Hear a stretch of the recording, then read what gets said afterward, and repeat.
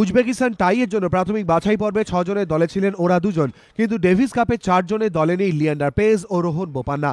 নন playing captain Mahesh Bhupathi দল নির্বাচনে চমকের পর চমক, 4 সিঙ্গল স্পেশালিস্টকে নিয়ে দল গড়েছেন ভূপতি। সেই তালিকায় নেই 2 তারকা লিয়েন্ডার পেজ ও রোহন বোপান্না। অথচ ডাবলস বরাবরই ভারতীয় ডেভিস কাপ দলে অন্যতম শক্তি লিয়েন্ডার ভূপতি জুটিও একসময় টেনিস সার্কিট কাঁপিয়েছেন। ভূপতির গড়া দলে রয়েছেন রামকুমার রামানাথন, ইউকি ভামরি, গণেশ্বর ও এন শ্রীরাম বালাজি।